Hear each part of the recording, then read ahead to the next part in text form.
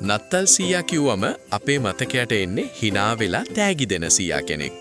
හැබැයි 1927 අවුරුද්දේ දෙසැම්බර් 23 වෙනිදා ඇමරිකාවේ ටෙක්සාස් වල සිස්කෝ නගරයේ මිනිස්සුන්ට දකින්න ලැබුණේ හීනකින්වත් හිතපු නැති දෙයක්. එදා නත්තල් සීයා බැංකුවට ආවේ ටොෆි චොකලට් දෙන්න නෙවෙයි ෂොට්ගන් එකක් අතින් අරගෙන මුළු නගරයක්ම ලේවිලක් කරන්න.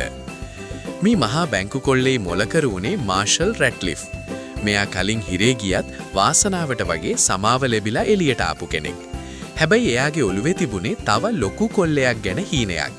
බැංකුව ඇතුළට කාටවත් සැක නොහිතෙන්න යන්න රැට්ලිෆ් පාවිච්චි කරපු උපක්‍රමය තමයි නත්තල් සීයා විදිහට වෙස්වලාගෙන යන එක.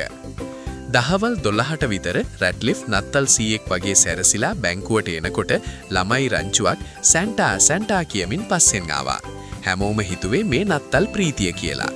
බැංකුව ඇතුළට ගිය ගමන් රැට්ලිෆ් Tamanගේ මල්ල ඇතුලෙන් ගත්තේ 45 කැලිබර් පිස්තෝලයක්.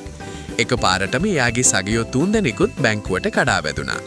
නත්තල් සීයා යක්ෂයෙක් වෙනවා දැකපු ළමයි බයෙන් ගල් වුණා. හැබැයි මේ හොරුන්ට එක දෙයක් වැරදුනා.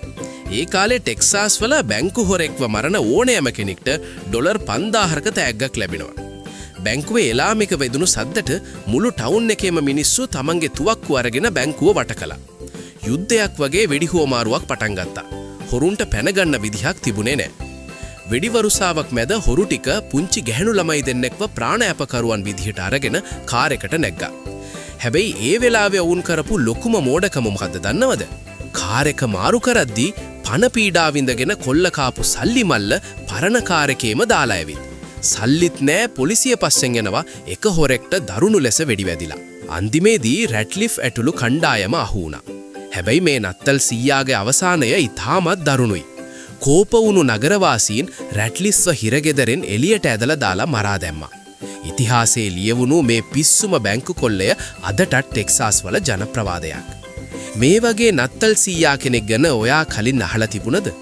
ඔයාගේ අදහස් පහලින් කමෙන්ට් කරන්න. මේ වගේ තවත් රසවත් කතා බලන්න අපේ channel එක subscribe කරන්න අමතක කරන්න එපා.